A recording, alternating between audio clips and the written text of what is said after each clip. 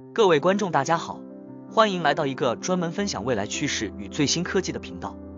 在1917年7月4日，随着几声巨响，尼古拉特斯拉位于纽约长岛的那座著名的沃登克里夫塔被炸药夷为平地。在那一刻，世人都在嘲笑这位晚年穷困潦倒的疯狂科学家，而资本家们则松了一口气，因为他们终于亲手扼杀了一个无法安装电表，也就无法向用户收费的全球无线输电美梦。但如果我告诉你，特斯拉其实一直都是对的呢？甚至有科学家认为，他当年唯一的错误，仅仅是因为他把那座塔建错了地方。100年后的今天，一项正在被大国秘密推进的超级工程，正在将特斯拉100年前的蓝图悄悄搬到了36000公里的高空。这不仅仅是无线电力技术的复活，这更是人类文明从燃烧化石迈向直接汲取恒星能量的关键一步，是我们触摸戴森球科技的雏形。请一定要看到最后，因为我们距离那个传说中的无限能源时代，可能比你想象的还要近。很多人都知道尼古拉特斯拉是交流电之父，但很少人真正读懂了他晚年最执着的那个疯狂计划——沃登克里夫塔。在你我的历史课本里，这可能只是一次失败的无线电广播实验，但真相远比这更惊人。特斯拉在这座塔里埋藏的野心，根本不是为了让你听广播，他是想把整个地球变成一个巨大的电路板。你想象一下，特斯拉的设想是利用地球本身作为导体，通过高频共振，让电流像水波一样在地球表面流动。这意味着，只要你在世界任何一个角落竖起一根天线，你就能获得源源不断的电力，不需要电线，不需要插座，关键是不需要付费。这正是这项计划被判死刑的真正原因。当时资助他的华尔街巨头 J.P. 摩根在意识到这一点后，据说留下了一句令人心寒的名言：如果我不能在上面装个电表，我就不会再掏一分钱。于是资金链断裂，塔被推倒，人类错过了一次能源革命。但我们必须客观地说，特斯拉的失败不仅仅是因为资本的贪婪。以当时的物理学认知来看，特斯拉忽略了一个致命的对手：大气层的损耗和地球的曲率。在地面上进行长距离无线输电，能量会随着距离指数级衰减。虽然它的方向是对的，无线传输是可能的，但它占的地方太低了。这份被封印了半个世纪的图纸，直到1941年才被科幻大师艾萨克·阿西莫夫重新捡起，并在1968年由科学家彼得·格拉泽正式提出理论模型。他们发现，特斯拉的梦想并没有死，它只是需要换一个发射平台。如果我们把沃登克里夫塔倒过来，不再建在地面上，而是挂在天上呢？你现在看一眼窗外，或者看看你屋顶上的太阳能板，你觉得它们很环保、很高效吗？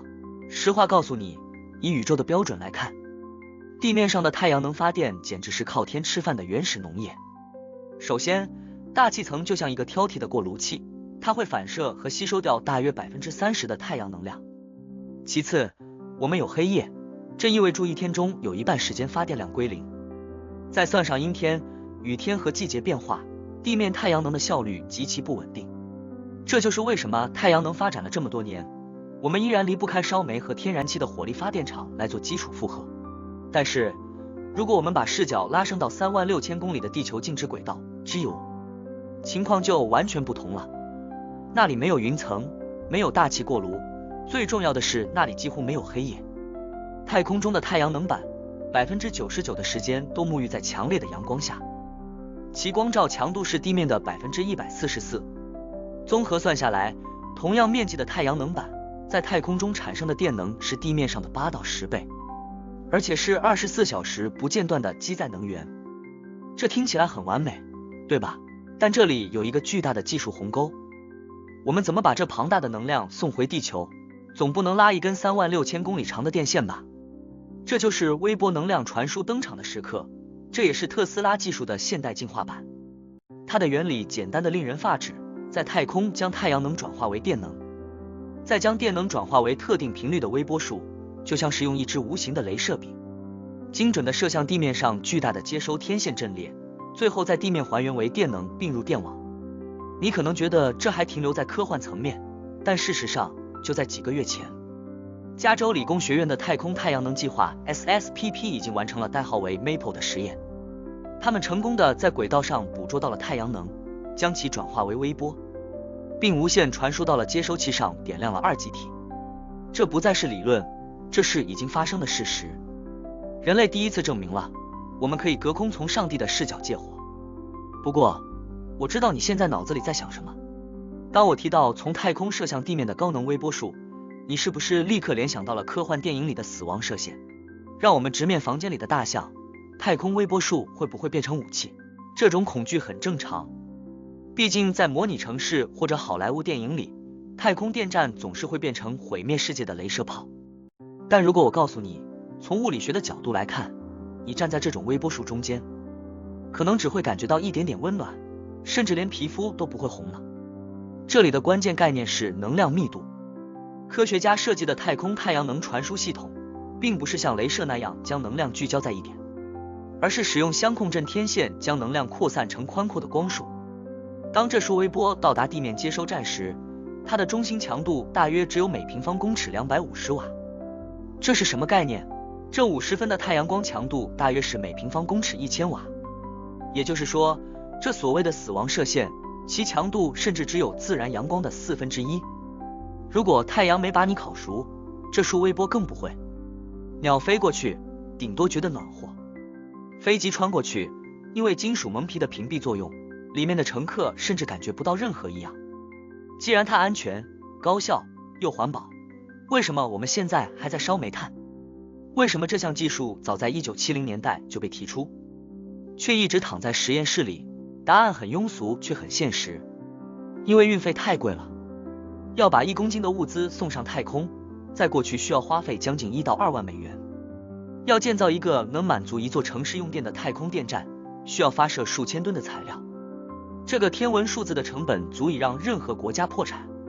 这就是为什么太空太阳能一直被视为不可触碰的禁区，直到一个名叫伊隆马斯克的男人出现。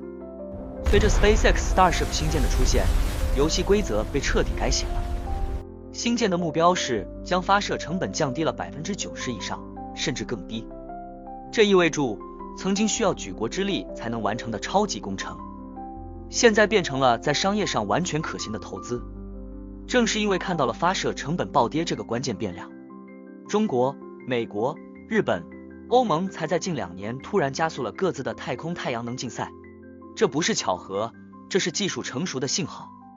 当我们不再为电费和发射成本斤斤计较时，我们才能看到这项技术背后真正的宏大图景。太空太阳能电站的意义，远不只是让你的电动车充电更便宜，它是人类试图掌控恒星能量的第一次幼稚但勇敢的尝试。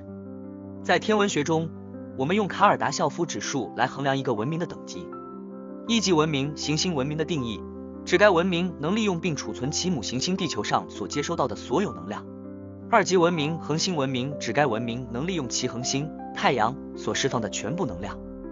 3级文明星系文明是指该文明能利用整个银河系的能量。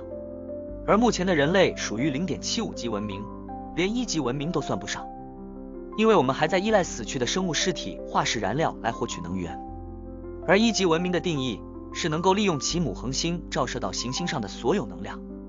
今天我们讨论的每一个太空太阳能板，其实都是未来戴森球的一块微小拼图。